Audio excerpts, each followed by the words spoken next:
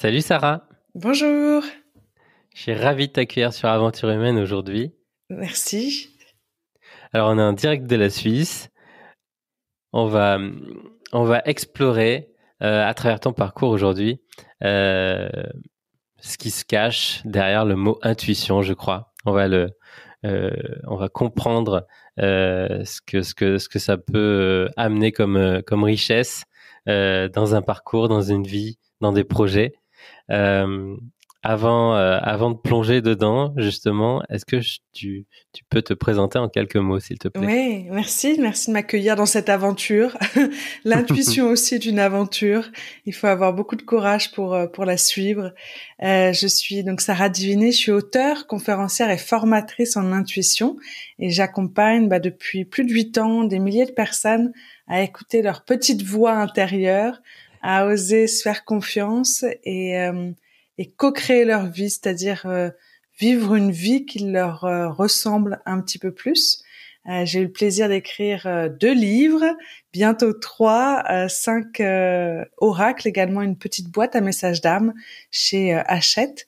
Et voilà, j'anime des ateliers, des stages et j'accompagne des personnes en ligne ou via des lectures d'âme, c'est des prestations un peu plus perchées, on va dire, de connexion à distance sur ce que les personnes vivent.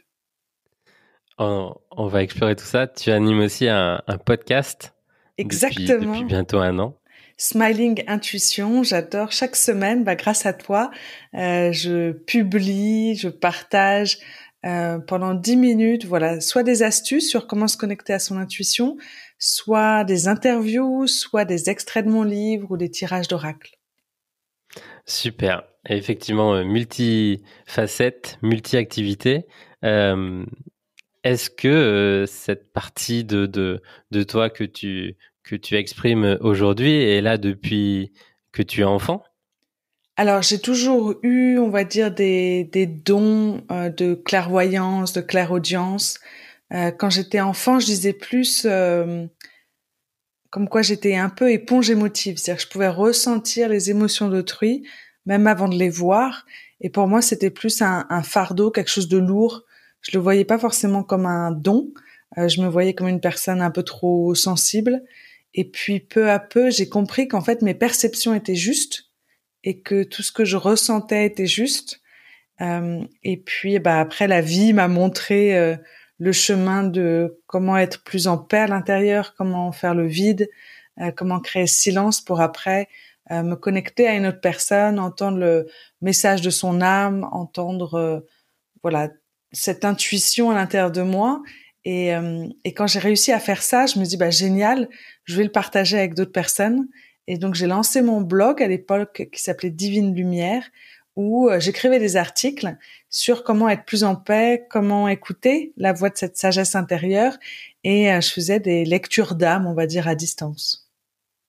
Ça, c'était en quelle année? Ça, c'était en 2011 où j'ai lancé mon blog. Ok, ok. Et juste avant, du coup, ce côté, je rends visible et concret, du coup, ce que je ressens et j'aide les autres. Est-ce que dans ton parcours scolaire, tes choix de carrière, un petit peu tout ça, est-ce que tu as eu des difficultés justement à jongler avec euh, ce- entre guillemets ce que le monde et ce que la société nous demande et nous fait entrer, on va dire, nous propose un moule et ce que toi tu voulais faire et ce que tu ressentais. Moi, j'avais vraiment envie de travailler dans la spiritualité, mais je me suis dit, tu vois, être psy, faire des études de psy en France, ça me disait pas.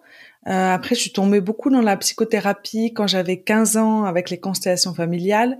Et puis, j'ai adoré suivre des stages, voilà, en constellation familiale, en communication bienveillante, non violente avec Marshall Rosenberg, où j'ai eu le plaisir d'aller le voir 10 jours au Nouveau-Mexique. Et puis, j'ai appris l'hypnose. Enfin, tout ça, c'était plus quelque chose de passion. Et je me voyais pas être thérapeute. Et donc, je me suis dit, moi, je suis quelqu'un qui est créatif, qui a plein d'idées, qui aime aussi le business. Donc, je me suis lancée en une école de commerce et puis j'ai fait du marketing.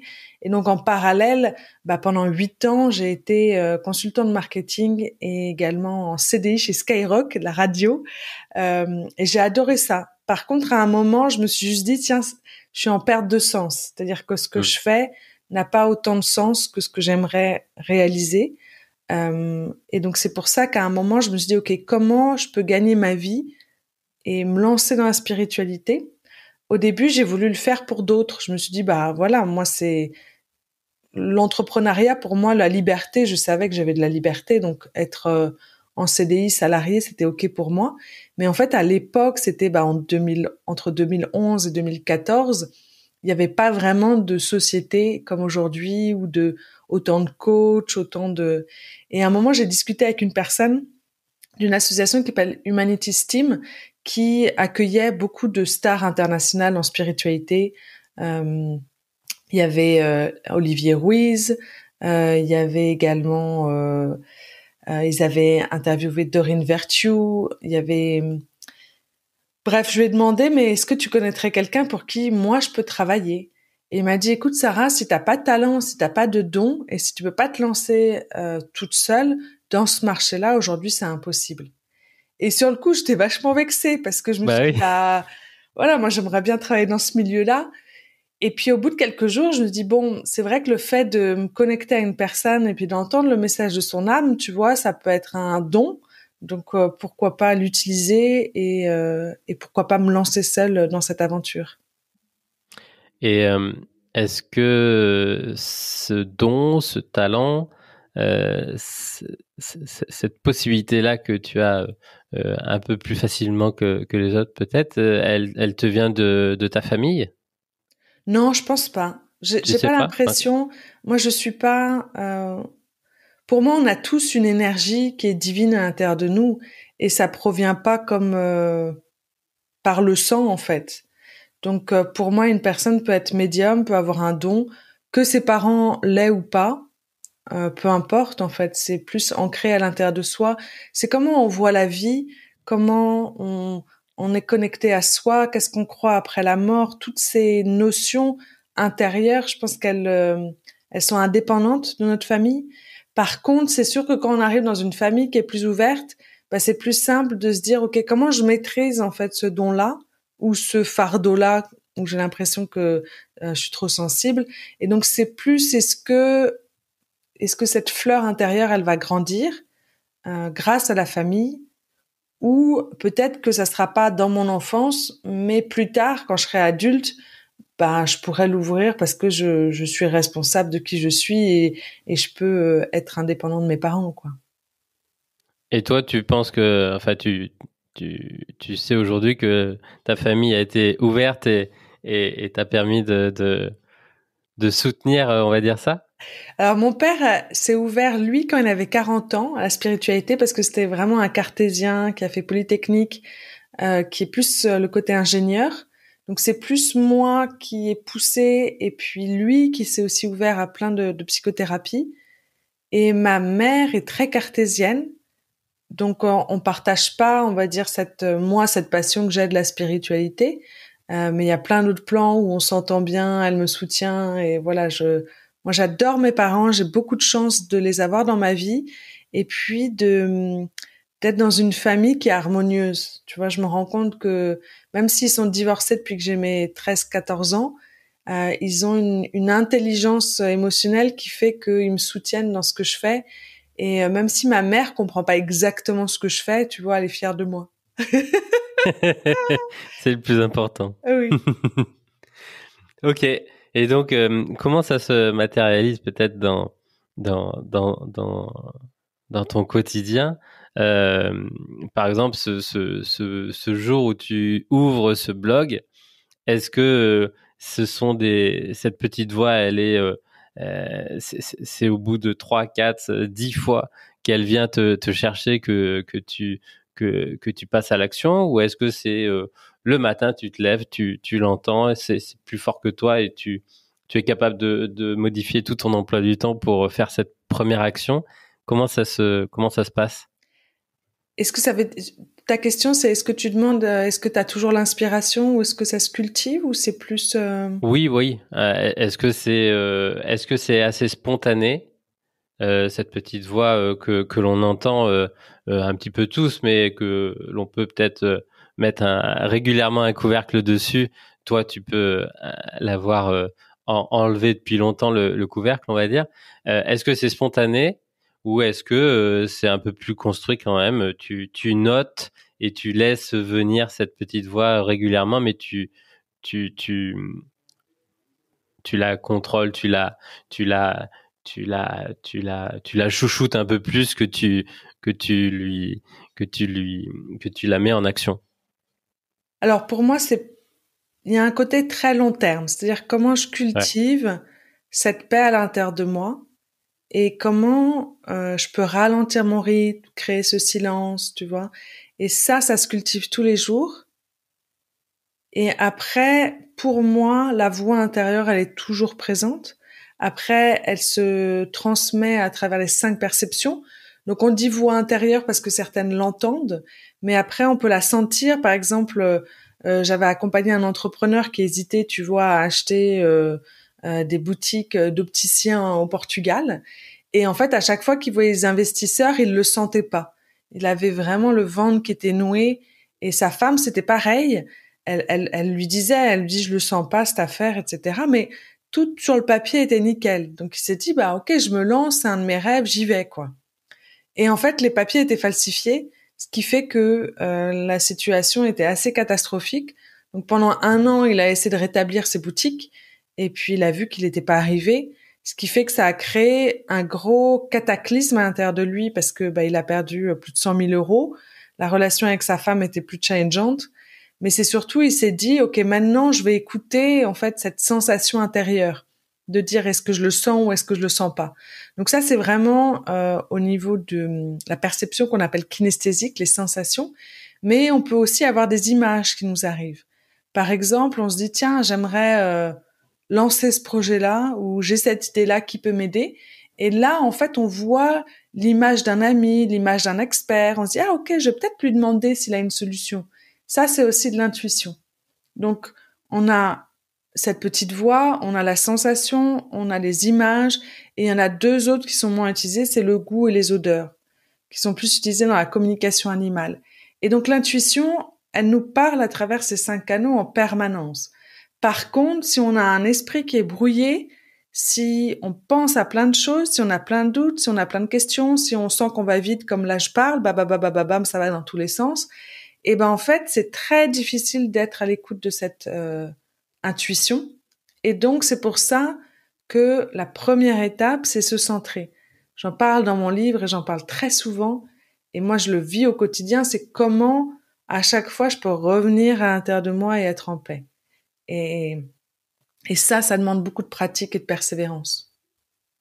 Comment toi tu le fais? Comment toi tu le gères au quotidien? Alors, en ce moment, moi, je médite beaucoup.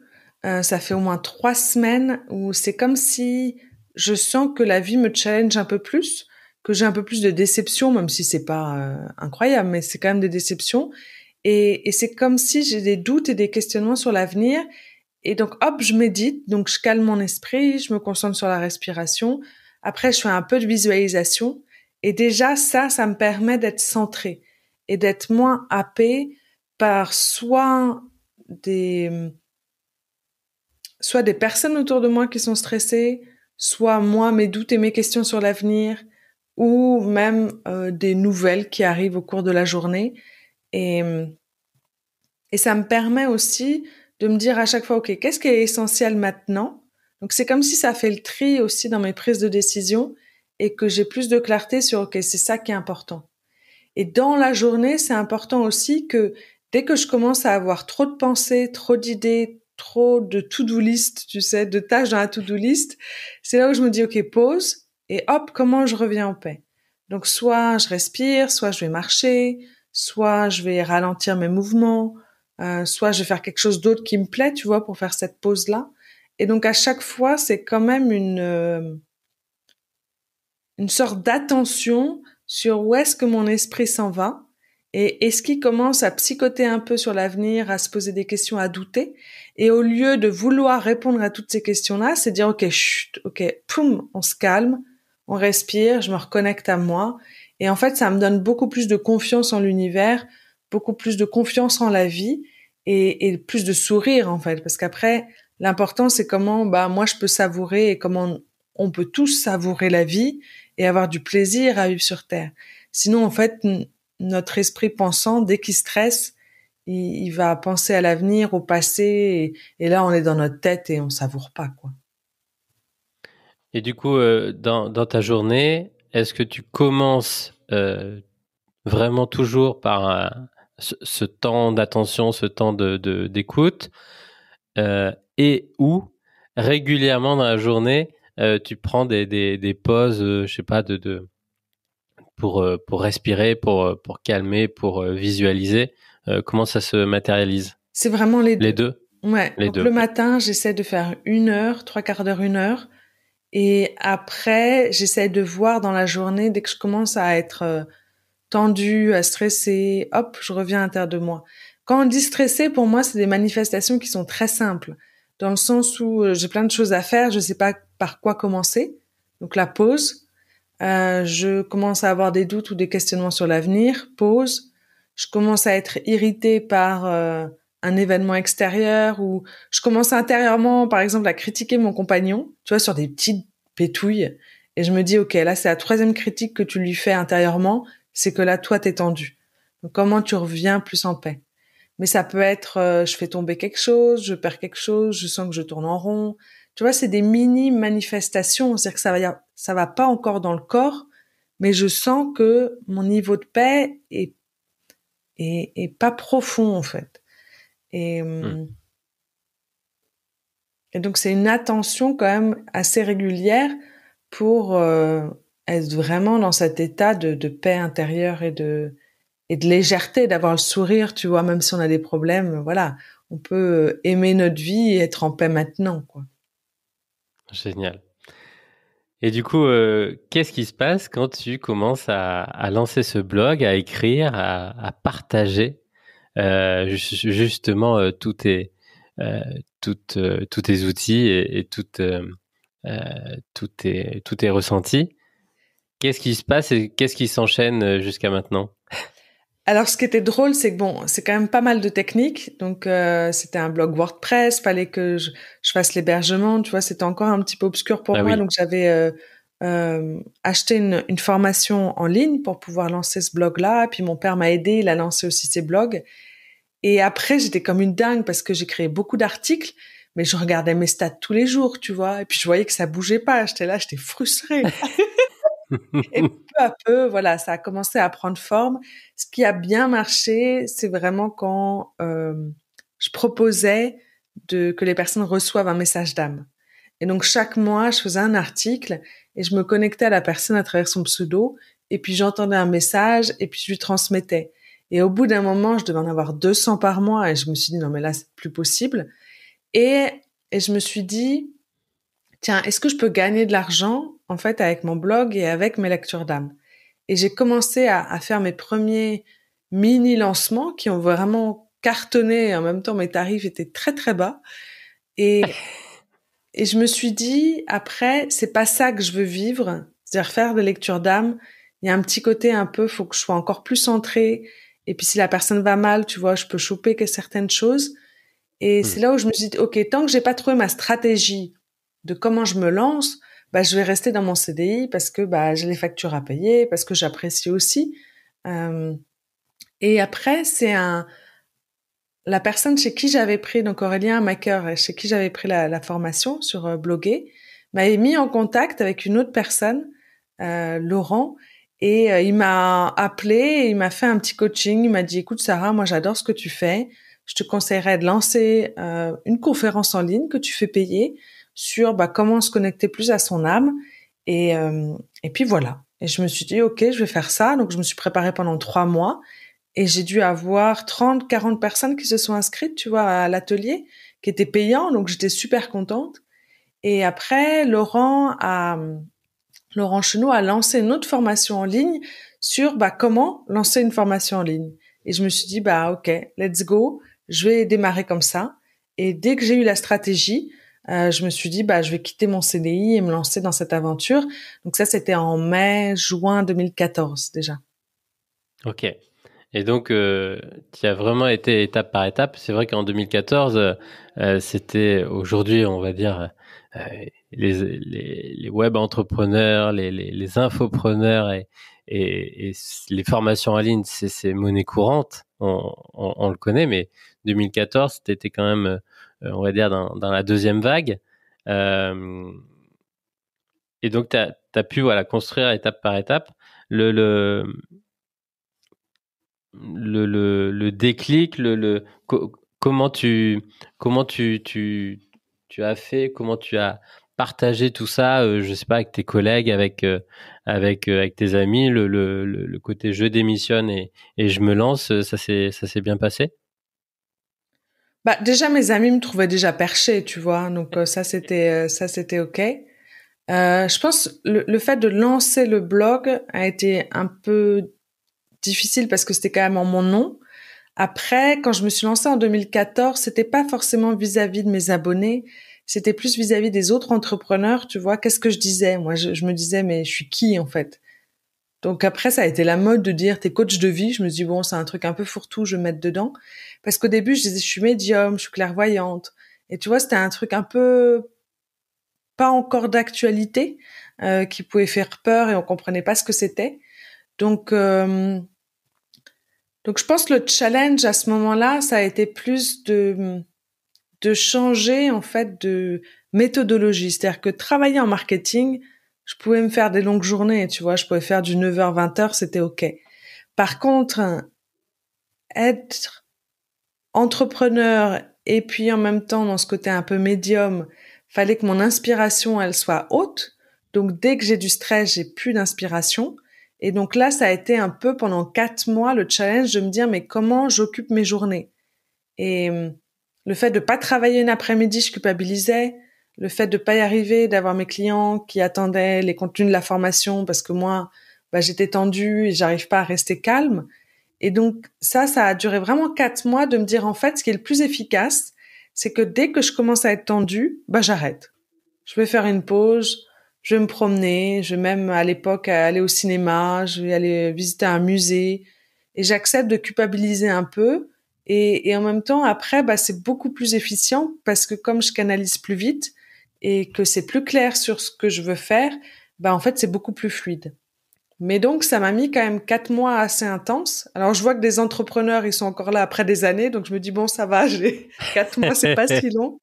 Et après, ma mère a été drôle parce que quand je lui ai dit ok, bah, je me lance dans cette nouvelle activité, et elle m'a dit mais dans 6 mois, quand tu vas rechercher un travail en marketing, ça ira, tu trouveras quoi. Et donc sur le coup, je dis non mais maman, en fait l'idée, c'est que ça soit mon métier quoi. Mais c'est vrai qu'il y a toujours cette petite voix de se dire est-ce que je vais y arriver ou pas. Et ma mère, à chaque fois que je la voyais, elle me disait écoute, si t'as besoin d'argent, je suis là. Et en même temps, c'était adorable. Et de l'autre côté, je me disais bah non non, je suis à la hauteur. Donc juste après, je suis à la hauteur, je suis à la hauteur. Et puis en fait, il m'est arrivé un gros coup dur pour mon appart où il fallait payer genre 14 000 euros, tu vois, et je venais juste de quitter Skyrock. Et donc là, j'étais là, j'ai appelé maman, je dis maman, je pense que j'ai besoin de ton aide, tu vois. J'ai ravalé ma fierté. Et puis j'ai eu de la chance qu'elle soit là, sinon j'aurais dû vendre mon appart et puis trouver une location. Mais c'est vrai qu'il y a toujours ce challenge en entrepreneuriat où on ne sait pas qu'est-ce qui va se passer.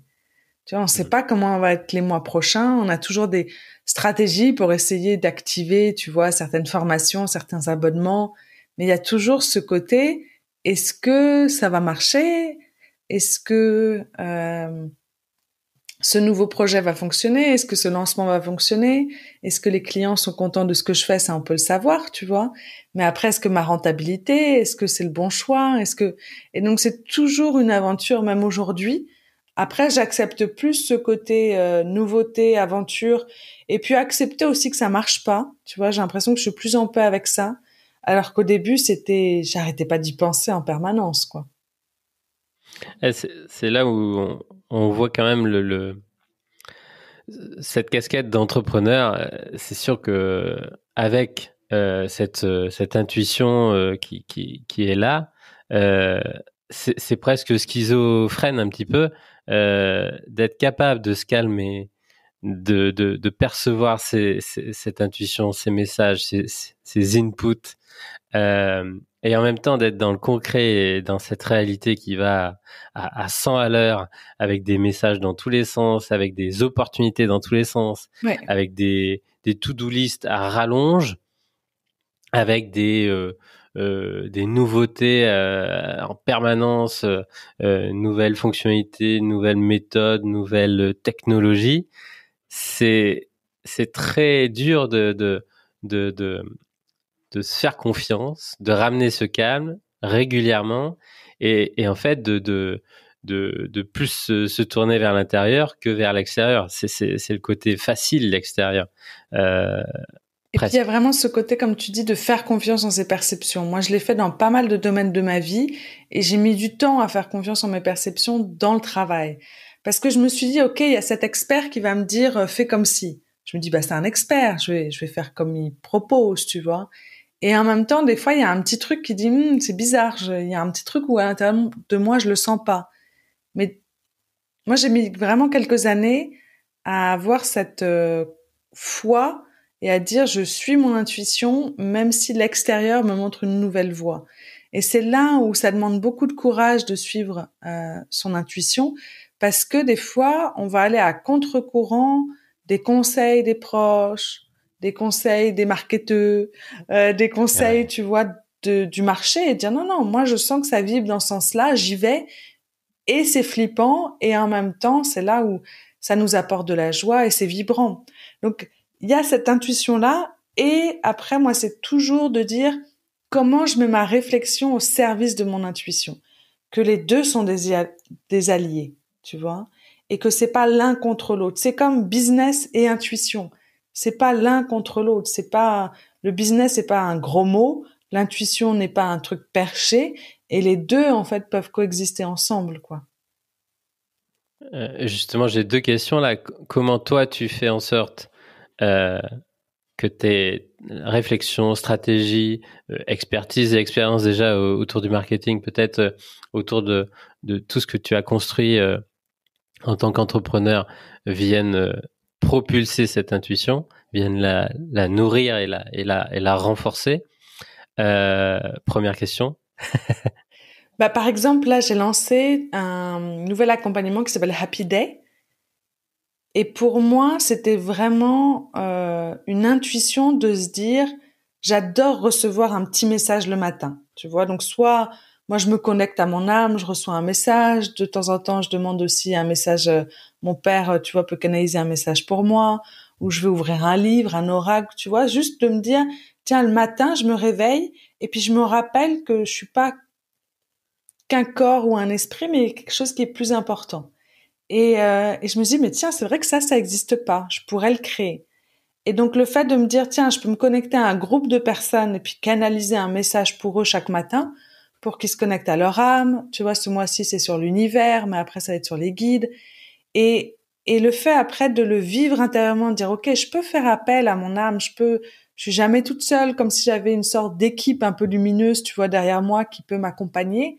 Bah, le fait de le vivre et de l'incarner, après, c'est plus simple de dire, OK, comment je le propose, en fait, à des personnes qui pourraient être intéressées? Comment je communique dessus? Quel pourrait être le tarif? Comment le mettre en avant? Comment le vendre? Comment techniquement on peut le faire? Tu vois? Et donc après, c'est vraiment de dire, OK, comment ma réflexion, elle peut être au service d'une intuition que j'ai qui vibre à l'intérieur de moi. Et pour moi, il y a vraiment cette sensation de joie intérieure, de vibration, et de pas se couper en fait de l'environnement, ne pas se couper de mes clients. Tu vois, tester, tiens, est-ce que ça vous intéresserait ça? Est-ce que c'est quelque chose qui vous ferait plaisir? Et puis je lance et je teste. Donc il y a toujours ce côté, ok, j'ai une intuition, comment je vais la tester et donc utiliser ma réflexion? Et ensuite, bah, est-ce que ça prend en fait?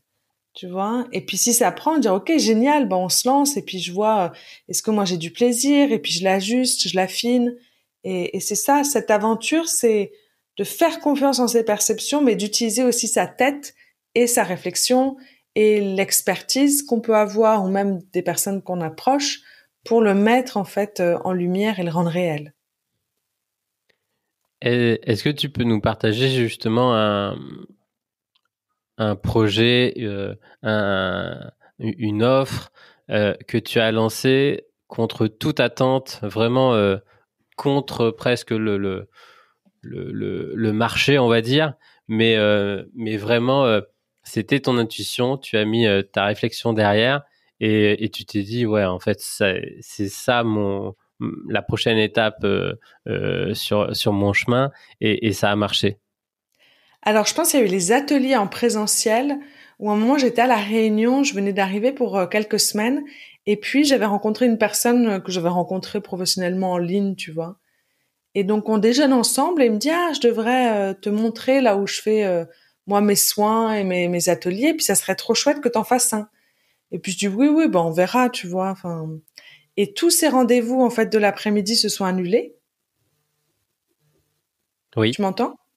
oui, oui, très bien. Ah d'accord. Tous les rendez-vous de l'après-midi se sont annulés et puis je suis allée voir la salle et il a vraiment insisté pour que je puisse animer un atelier. Et puis je me suis dit bon allez pourquoi pas, tu vois, ça pourrait me faire plaisir même si c'est un peu flippant. Et en fait, on m'avait conseillé de mettre la pub dans un journal, puis j'ai envoyé juste un mail.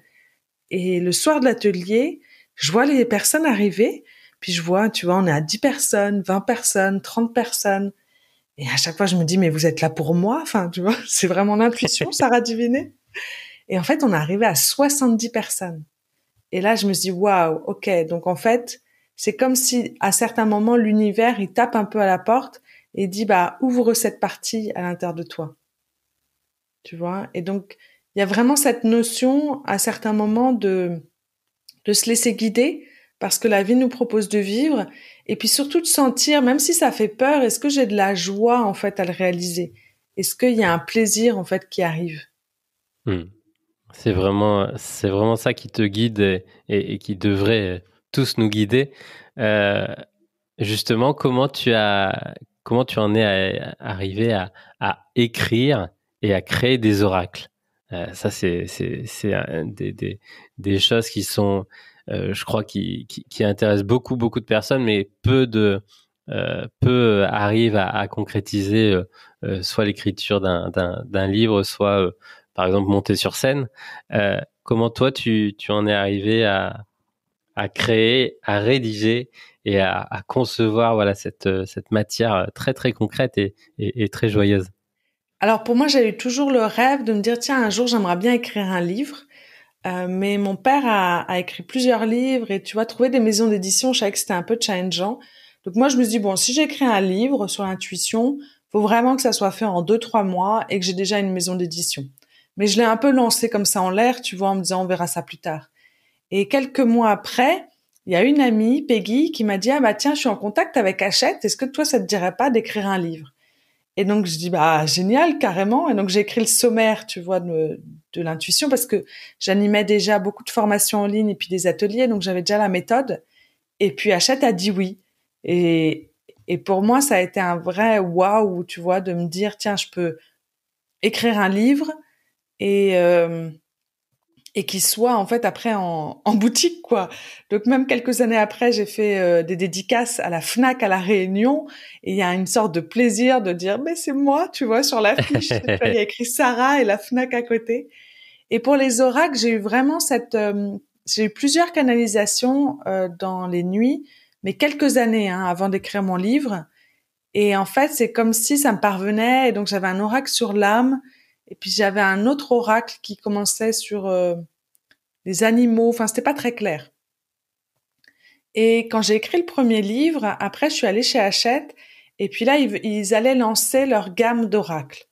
Et moi je dis ah j'adorais écrire un oracle sur l'âme et ils m'ont dit bah écoute génial Sarah on y va quoi.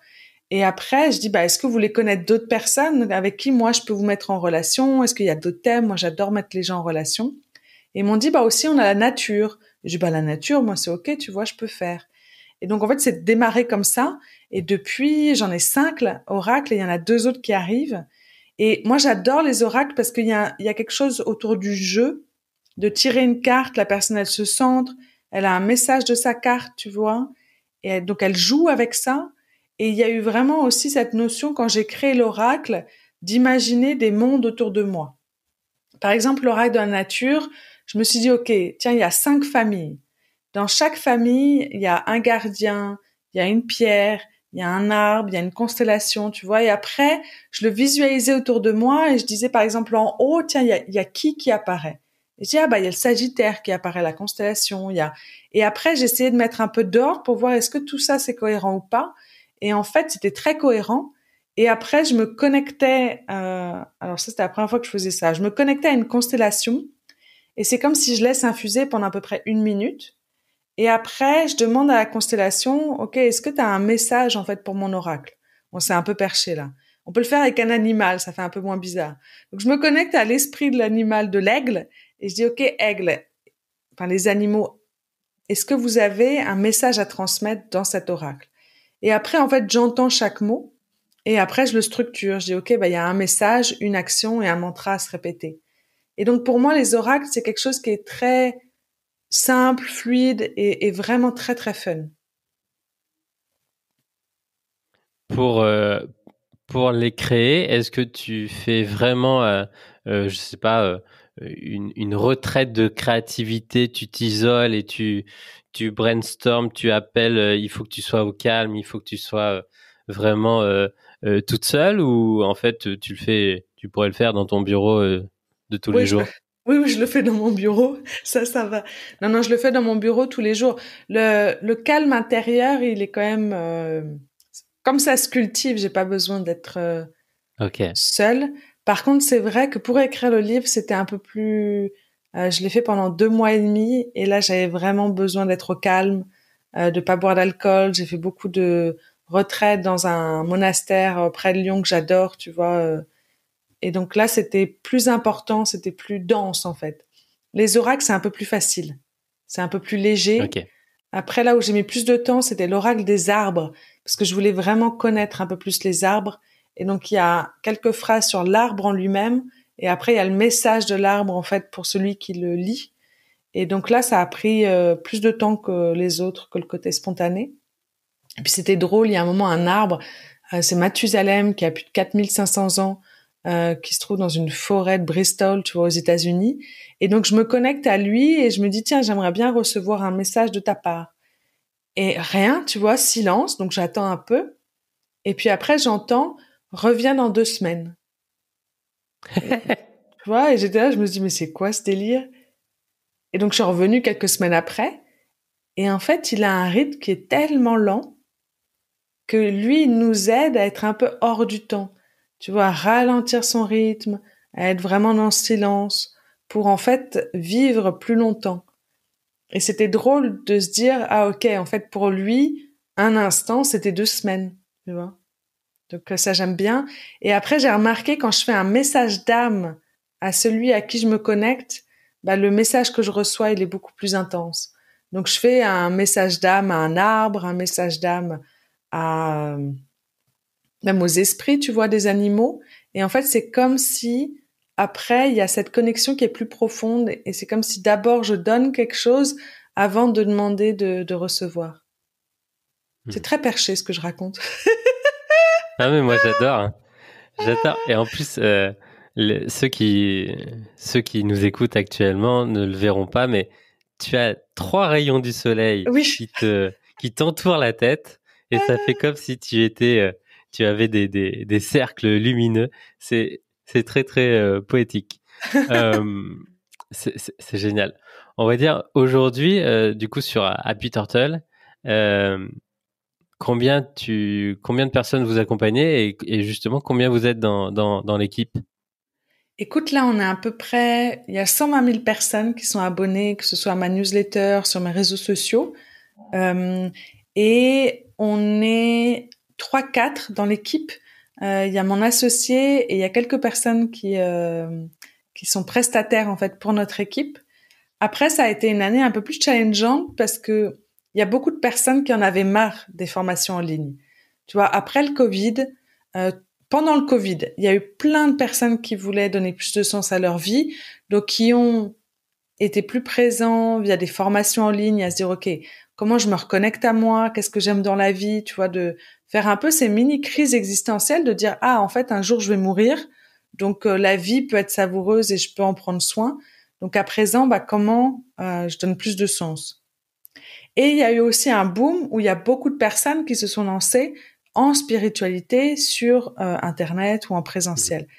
Et donc, je pense qu'il y a eu un ras-le-bol en début d'été ou tu vois vers avril, mai, on veut plus que ça soit en ligne, mais on veut du vrai en fait, on veut du présentiel ou on veut plus d'individuel. C'est-à-dire que tu communiques pas à plein de personnes, mais que tu te communiques à moi en fait, parce que moi j'ai envie d'évoluer et je suis prête, tu vois, à m'engager par rapport à ça. Donc ça a beaucoup changé. En tout cas, j'ai remarqué la manière d'interagir, la manière de vouloir apprendre, la manière de jouer ensemble. Et donc c'est pour ça que moi les derniers mois ont été challengeants parce que c'est comme si c'est important d'être flexible et puis d'être réactif et de s'adapter à ce que les gens veulent. Et donc de temps en temps ça met un petit peu de temps nous aussi à se remobiliser dans une autre direction, à comprendre que cette direction elle est plus utile et c'est ok. Et donc moi ça m'a aidé à vraiment me refocaliser sur ce qui est important, diminuer les charges énormément parce qu'au bout d'un moment quand on a une équipe en fait on se dit ce lancement va marcher, ça va cartonner et puis voilà. Donc on prend toujours des risques en entrepreneuriat et revenir à vraiment ce qui est essentiel et moi qu'est-ce qui m'intéresse et qu'est-ce qui a du sens quoi. Et donc là j'ouvre de plus en plus le présentiel, tu vois, je relance des week-ends, je relance une retraite en intuition parce que déjà j'adore ça, je vois que ça plaît, que les gens le demandent aussi quand je les vois. Et dès que j'ouvre un week-end, là, hop, ça se remplit quand même assez bien. Donc c'est toujours être flexible aussi par rapport à ce qui marche et ce que les personnes ont envie. Et puis ce happy day que j'adore moi, tu vois, c'est-à-dire je canalise à chaque fois juste avant qu'on s'appelle, je canalisais un message pour les jours prochains. Et puis après je fais un petit message vocal. Et il y a vraiment moi j'adore faire l'expérience. Donc en fait, emmener les gens en expérience, je trouve que ça a plus de poids que de savoir ou d'avoir une connaissance. Et donc le fait d'embarquer les personnes pendant un mois à dire ok, on va tous dialoguer avec l'univers, on va tous attirer plus de synchronicité. Et j'adore après moi voir les retours, tu vois, des personnes qui ont plus de chance, qui ont plus de calme, qui voilà vraiment faire vivre une expérience aux personnes. Moi, c'est ce que j'adore le plus. Ouais, je crois on est vraiment rentré dans cette ère, on l'a compris. Euh, on, on ne souhaite plus avoir. On veut vivre et être pleinement. Donc on va beaucoup plus louer, on va beaucoup plus voyager, on va beaucoup plus changer, on va beaucoup plus euh, voilà, être sur toute une multitude d'expériences plutôt que pendant 40 ans être gravir les échelons, monter, avoir, changer de voiture toujours et de maison toujours plus grande, plus grosse que les autres. Ça, je pense que c'est une ère qui a changé et justement ça rejoint tout ce que ta communauté te renvoie quoi. Et puis de la connexion, moi j'adore, tu vois, me Ouais. connecter aux personnes, j'adore connecter les personnes entre elles. Et c'est vrai que dans les présentiels que je propose les week-ends ou les retraites, il y a vraiment cette sensation de dire, ah, en fait, on est là pour jouer, on peut s'amuser sur Terre, on peut se reconnecter à soi. Et quand une personne me dit, ah, mais en fait, c'est facile d'écouter son intuition ou j'ai de l'intuition, je me dis, en fait, c'est gagné, tu vois. Parce que mes jeux sont très simples et en même temps, ça permet à la personne de se rendre compte qu'elle a déjà la réponse à l'intérieur d'elle et qu'elle peut avoir, tu vois, ce GPS intérieur. Et si moi, j'aide une personne à vivre une expérience, mais qu'après, elle est autonome à écouter sa propre voix intérieure, pour moi, c'est vraiment quelque chose qui m'émeut et je me dis, ah, ok, il y a quelque chose qui est vibrant, en fait, là-dedans. Et c'est là où j'ai l'impression de recevoir, tu vois, et de ressentir que ce que je fais a du sens, quoi, que c'est vivant. Euh, Comment ça s'organise justement un week-end? Il y a combien de participants? Euh, et quelles sont, on va dire, peut-être les étapes qui vont être vécues?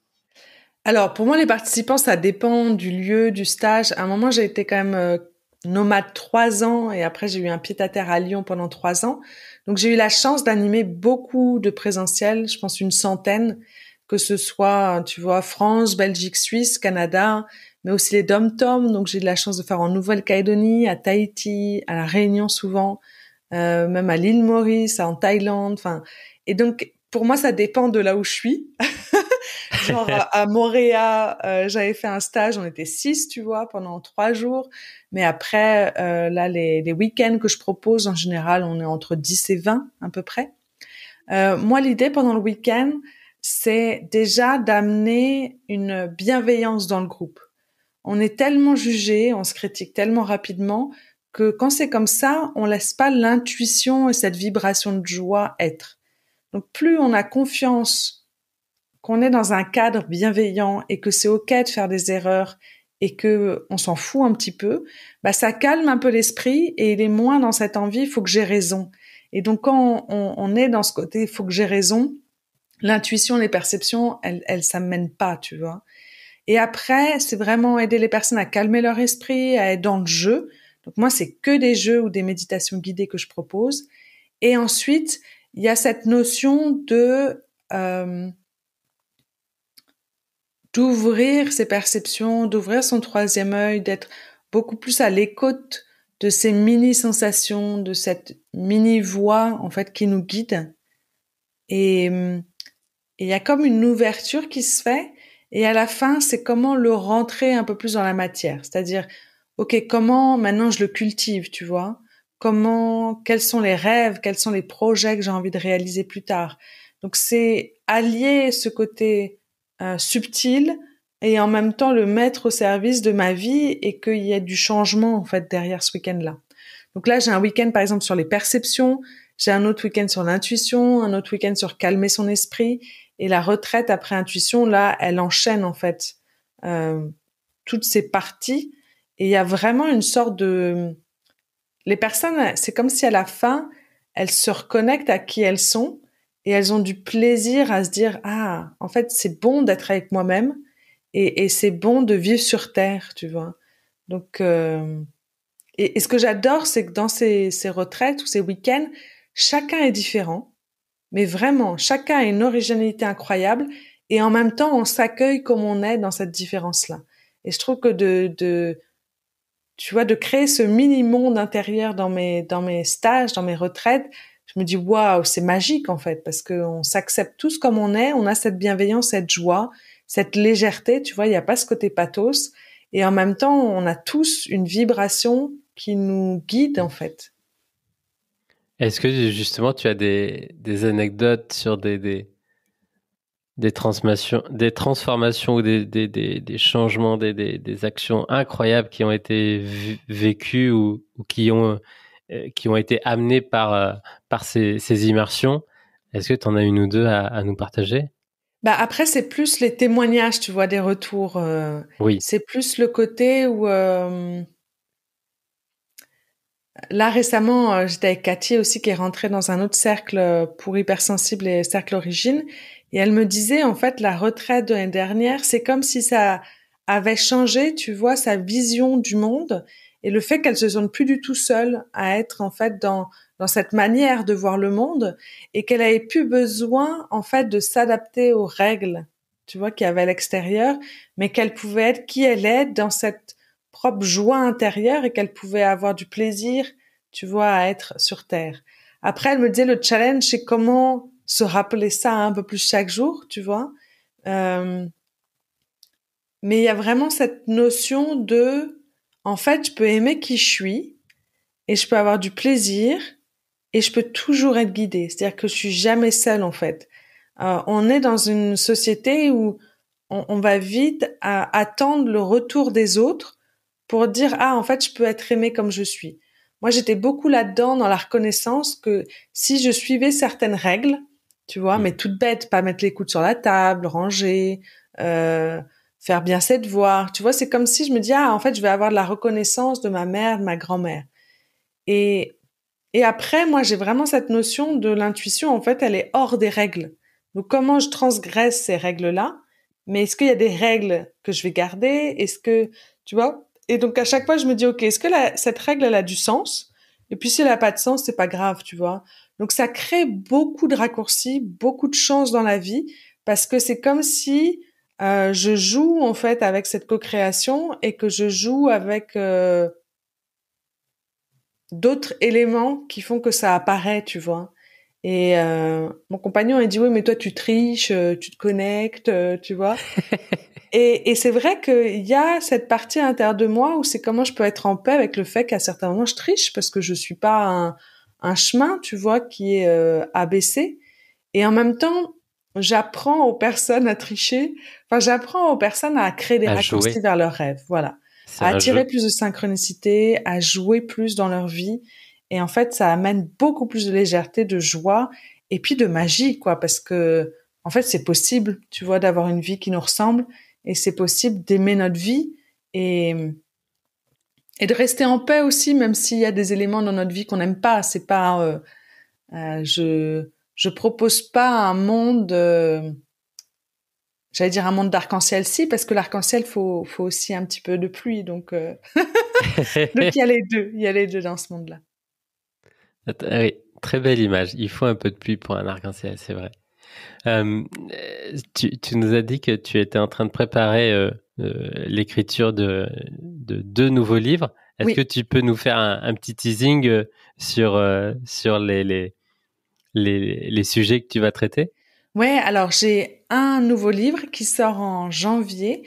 Donc ça, c'est un cahier de l'intuition. Donc c'est que des exercices, que des jeux et des méditations guidées pour apprendre à calmer son esprit, à formuler aussi une demande à l'intuition, à savoir comment moi je reçois, comment vous recevez les messages de votre intuition et puis partir dans cette aventure de suivre son intuition.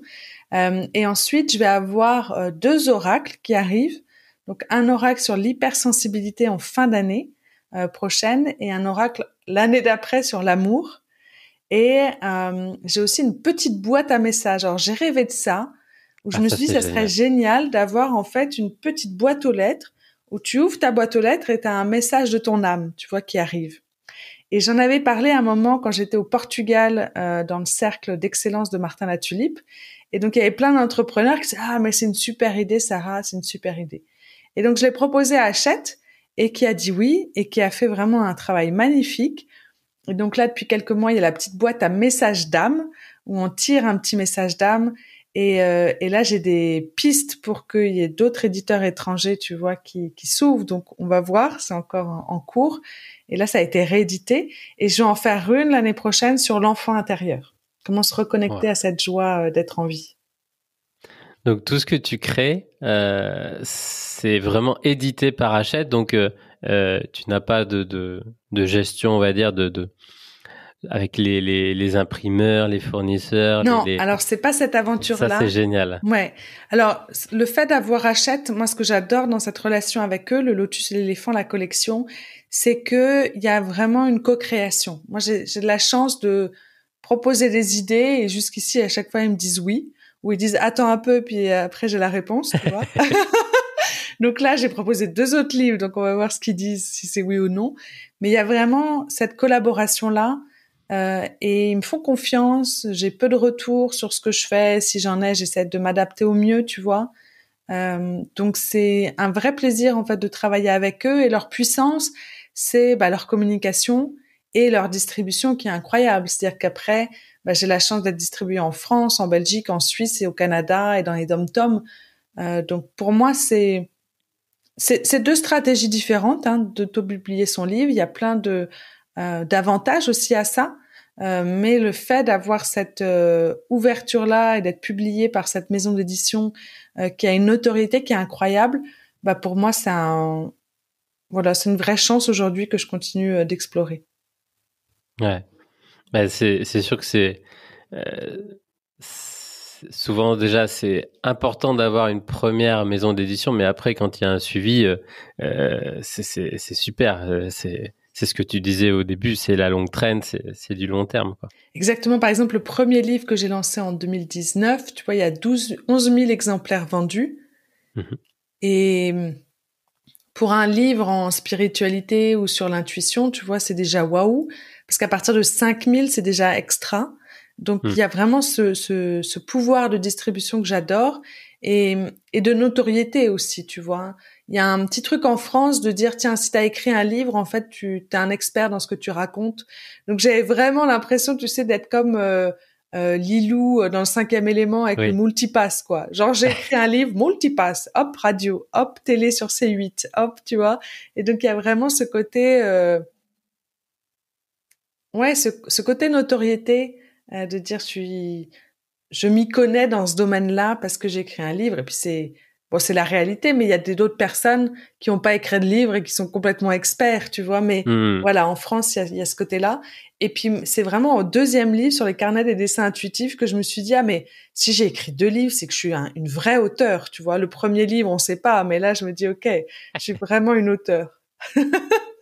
Bah, le côté podcasteur aussi, ça ouvre et c'est ce côté multipass, c'est génial parce que tu peux aller demander ou parler, échanger avec vraiment tout le monde sur Terre parce que potentiellement il y aura une interview, potentiellement ouais, tu as cette casquette de média aussi. Exactement. Je pense que on est beaucoup aujourd'hui c'est pas forcément des fois l'expertise, mais c'est aussi ta vibration à toi qui attire des personnes, où tu as une communauté, où tu as des personnes qui te suivent, mais parce qu'elles aiment qui tu es, et puis qu'elles sentent que elles aiment qui elles sont, tu vois, en ta présence. J'ai eu le plaisir d'aller voir François Lemay là, à Genève, un ami que j'adore, et lui il disait ça, il dit en fait quand on dit je t'aime, c'est de dire j'aime qui je suis en ta présence. Et j'adore cette phrase, tu vois. Donc après à mon compagnon, je dis bon bah, je vais plus te dire je t'aime, je vais juste dire j'aime qui je suis en ta présence. Mais il y a vraiment ça de dire il y a des communautés, il y a des personnes qui ont des médias, que ce soit des podcasts, YouTube, Instagram, des livres, et qui ont une certaine fréquence, vibration et transmission qui plaît à des centaines, à des milliers de personnes. Et donc c'est ça en fait qui leur plaît, c'est qui elles aiment en la présence d'une autre personne. Je, je, je vais nourrir cette intuition que tu as mise dans ma réflexion autour du podcast. Ouais. Tu as partagé aussi que tu avais beaucoup voyagé. Est-ce que tu as une observation, ou en tout cas des retours d'expérience sur différents pays ou cultures autour de cette intuition? Est-ce que sur les îles, euh, on est un peu plus calme, un peu plus ouvert, un peu plus tourné vers une intuition ou un peu le côté occidental, oriental? Est-ce que tu as une vision à nous partager autour de tout ça? Alors j'ai remarqué que les personnes qui étaient plus proches de la nature avaient une super intuition. Tu vois, par exemple, quand j'étais en Nouvelle-Calédonie, j'avais fait une soirée au nord de la Nouvelle-Calédonie et c'était que des personnes qui étaient très en lien avec la nature et ils avaient une intuition incroyable, mais ils s'en rendaient pas compte, tu vois. Pour moi, Mm. quand on est dans la nature, on fait confiance à ses perceptions parce que c'est une question de survie. Tu vois, est-ce que je mange telle baie, où est-ce que se trouve l'eau, où est-ce que je me nourris, où est-ce que je me cache, tu vois, où sont les prédateurs. Enfin, il y a vraiment cette connexion au divin qui est important et à cette confiance en nos perceptions.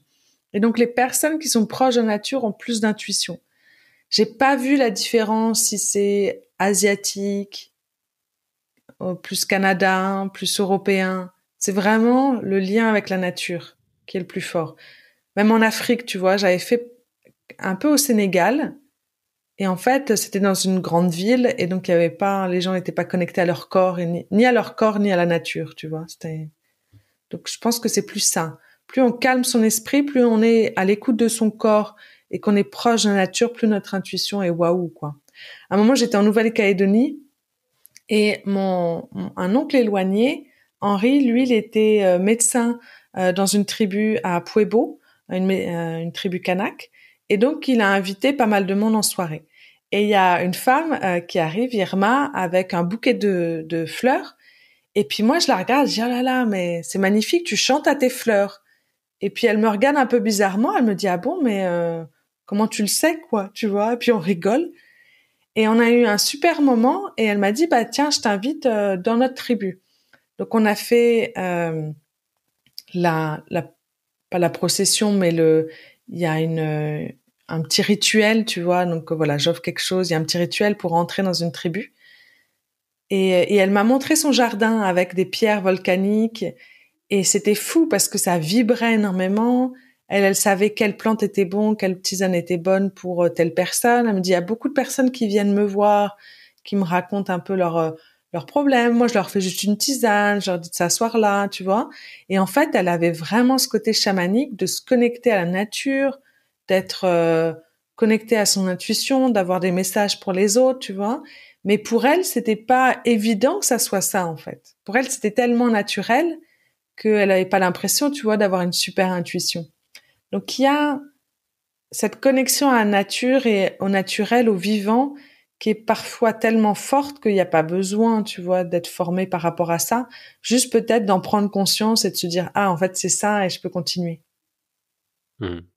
En fait, on vient tous de là. On vient tous de la nature et de ces temps où on était un peu moins dans ce confort qui nous coupe peut-être Mais de toutes ces clés, tous ces outils, toutes ces perceptions.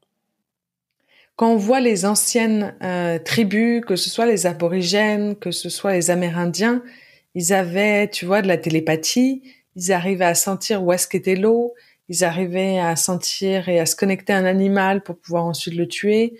Il y a une puissance de don qui était vraiment très impressionnant, quoi. Waouh, quel beau parcours et plein de clés, de sagesse et de calme dans cet épisode. Merci Avant, pour avant partager. de, avant de clôturer justement tout ce partage, on a quelques petites questions euh, pour clôturer. Euh, Si tu avais l'occasion de boire un café ou une tisane, justement, avec la personne de ton choix, présente encore parmi nous ou pas, qui choisirais-tu? Moi, j'aimerais bien voir ce que ça fait d'être à côté du Dalai Lama. Tu vois, de cette connexion de présence. Après, je pense que je parlerai pas, je resterai juste dans le silence pour vraiment ressentir, ouais, cette vibration-là. Je pense que ça pourrait être, lui. Moi, j'adore ces personnes comme ça qui ont ce calme intérieur et puis on le voit, qui ont un sourire assez enfantin. Tu vois, d'observer le monde avec une sagesse qui est assez incroyable. Donc, je pense que ce Ouais, serait avec cette personne-là que j'aimerais être, sentir sa vibration proche, tu vois, physiquement. merci, génial. Euh, Si tu avais une ressource à partager là, qui te viendrait, autre que tout ce que tu as déjà partagé et, et disponible dans ton écosystème, qu'est-ce que tu pourrais nous partager? Un livre, un podcast, une expo, une personne, un média? Moi, ceux vraiment qui m'ont inspiré puis qui continuent de le faire, il y a Neil Donald Walsh, celui qui a écrit Conversation avec Dieu. Tu vois, j'ai découvert ça quand j'avais 12-13 ans. C'était mes premiers livres vraiment en spiritualité. Et pour moi, il y a eu vraiment une notion de, ah, en fait, ok, ça, c'est la réalité. Et puis, j'ai eu le plaisir de le rencontrer il y a quelques années et de vraiment de sentir ce dialogue, tu vois, avec Dieu qu'on peut avoir avec la source. Ça, j'adore. Et puis, c'est vrai que récemment, François Lemay, il me fait rire et il apporte beaucoup de sagesse, beaucoup de légèreté et puis il y a un côté où c'est con et en même temps ça fait du bien, tu vois. Donc c'est un Hmm. mélange d'humour et de spiritualité que j'adore. Et et puis la troisième personne en ce moment aussi, c'est Christian Junot que je vois souvent, qui lui il est spécialiste de la relation à l'argent. Et c'est vrai que le fait de m'installer en Suisse, ça me repositionne sur ok, c'est quoi ma relation avec l'argent? comme le niveau de la vie est plus élevé, comment je peux en attirer plus? C'est quoi, tu vois, les croyances que j'ai par rapport à l'argent, et je trouve ça super intéressant de plonger aussi là-dedans. Et moi, Christian, c'est quelqu'un aussi que j'adore et qui partage avec beaucoup de simplicité et de conscience comment être ami avec l'argent, comment développer sa prospérité et être dans cette joie aussi de savourer la vie, mais de parler d'argent avec simplicité puis sans honte, quoi. Génial. Bah, je connais deux d'entre eux. Et effectivement, je ne peux que valider ces ressources. Très, très authentiques, très simples, très, très accessibles. Exactement. Euh, Si tu avais un bouton devant toi, no limit, qu'est-ce qu'il actionnerait?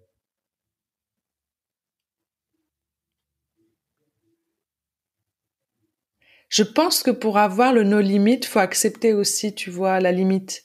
J'ai un peu lâché l'envie que tout soit parfait, tu vois. C'est plus comment je peux accepter, en fait, les degrés, les colorations différentes de la vie, pour essayer de naviguer avec elle.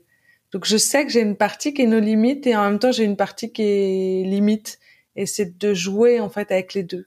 Parce que j'ai été longtemps à vouloir que tout soit bien, que tu vois que je sois joyeuse en permanence, que tout soit comme je le désire, que j'attire tout ce que. Et puis au bout d'un moment, t'es là, bah non, en fait, la vie sur Terre, elle est cyclique et donc il y a pas besoin que tout soit toujours en hauteur, quoi. Donc j'aime bien avoir de temps en temps des limites et puis de temps en temps de pas en avoir, quoi. Donc j'aurais deux boutons. Deux boutons pour équilibrer. C'est ça, exactement. Génial. Quand tu es un petit peu trop haute, tu actionnerais, allez, un petit côté relief, un petit down pour avoir plus de Ouais, saveur puis et de relief. c'est ça, puis d'accueillir la vie comme elle est, que chaque jour Mm. peut être un plaisir de vivre, que j'ai des bonnes ou des mauvaises nouvelles, que je sois en bonne condition, malade ou en bonne santé, que tu vois, je trouve que c'est là où il y a le plus de sagesse en fait. Génial. Dernière question. À qui tends-tu le micro? Qui est-ce que tu Ah, aurais envie euh, de voir passer sur Aventure Humaine?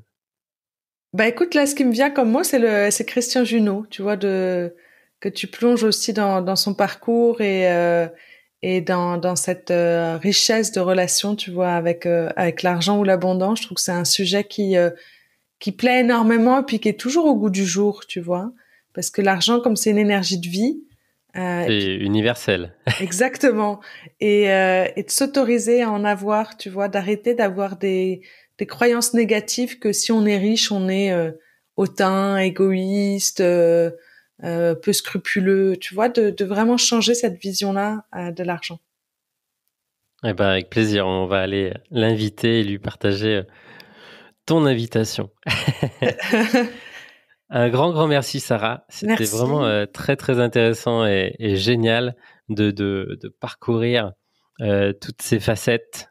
Déjà, ton parcours nous montre qu'on peut s'autoriser beaucoup, beaucoup de choses et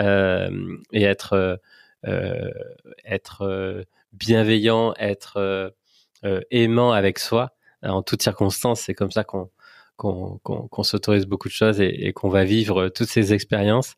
J'ai vraiment beaucoup apprécié et j'invite tout le monde à aller sur ton site, sur les liens qu'on mettra en description, mais surtout à aller t'écouter au micro de Smiling Intuition parce que c'est très léger, très rapide et c'est vraiment des messages très très simples et en même temps tellement vrais. Donc faites ce jeu un petit peu comme la boîte de messages. Vous scrollez sur sur votre écran, sur votre application et dès que vous cliquez, ça veut dire que c'est le message, l'épisode que vous devez écouter Ah, c'est pas aujourd'hui. mal. Ça peut être pas mal aussi. J'aime C'est bien. la roulette de Smiling Intuition. T'as vu? Exactement. C'est pas mal, j'adore. Merci en tout cas Gaëlle de partager ces aventures-là et puis de proposer aussi aux personnes de vivre leur propre aventure, de partager qui ils sont avec authenticité dans leur podcast. Je sais que tu m'as beaucoup aidé à créer ce podcast et à ce que ça soit vraiment adapté à qui je suis et à ce qui est possible pour moi. Là, je dois être à plus de 50 épisodes, plus de 25 000 écoutes. Et ça monte en crescendo, mais il y a vraiment ce côté, tiens, c'est fluide pour moi, en fait, de le créer, parce que ça me correspond au niveau de la durée, au niveau du style. Et donc, j'ai beaucoup apprécié, voilà, cet accompagnement. Donc, si vous avez aussi envie de lancer un podcast, Gaël, l'aventure humaine est là pour vous. Merci beaucoup pour ce témoignage. Effectivement, c'est pour nous, hein, c'est quand tu es aligné avec ton activité, certes, mais avec ton média, qu'il a une unicité, une différenciation et qu'il a une raison d'être. Si on copie tout ce qui a marché pour d'autres, bah, ça ne marchera potentiellement pas beaucoup ou à demi-teinte pour toi. Donc, je me suis vraiment reconnu dans ce que tu disais au début. On n'impose aucun modèle. On est plutôt là pour faire la place et que en fait ton modèle et ton média viennent par lui-même avec toi. On est là juste pour accompagner, fluidifier, simplifier tout ce process, mais surtout pas avoir un modèle calqué qu'on partagerait. Ça marcherait pas, nous on l'écouterait pas. Oui, puis je pense qu'on en aurait marre. Enfin, moi, j'aurais marre, tu vois, le fait que je tienne 50 épisodes et que là, il y en a déjà, tu vois, une dizaine qui sont prêts. Ben, en fait, ça me fait plaisir de le faire.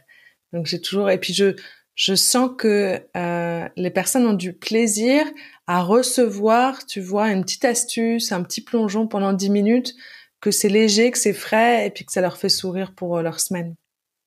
Et évidemment, c'est pas parce que tu l'as lancé, on va dire, avec une cinquantaine d'épisodes calqués sur telle ou telle organisation et rythme et format, qu'il peut pas y avoir une nouvelle dynamique, une nouvelle saison, nouveau format qui peut arriver, de nouvelles questions. Il y a une vraie évolution Oui. et dans le média et dans la vie, donc ça C'est va ça. avec. Ouais, ben là j'ai commencé à faire des interviews, tu vois, et c'est pas le même Hmm. format, et c'est une vingtaine de minutes, et c'est vrai que j'adore ça aussi, plonger, et puis de se dire tiens comment toi, bah là j'ai interviewé Christian, mais j'ai interviewé aussi d'autres personnes. Ok, ton lien avec le chamanisme, c'est quoi? L'intuition et l'argent, c'est quoi la relation? Tu vois, de plonger aussi dans d'autres univers de personnes pour mieux comprendre tiens comment eux suivent ou pas leur intuition et comment la vie leur a proposé aussi de vivre à certains moments bah, des expériences qu'on pourrait appeler échecs et puis à d'autres moments des réussites quoi. Bref, je crois que là, on a donné envie, en tout cas, piqué la curiosité de beaucoup pour aller t'écouter. Un grand Merci. merci et très très belle continuation et longue vie à ton podcast. Merci Merci. beaucoup, Sarah. Belle journée. Bye bye.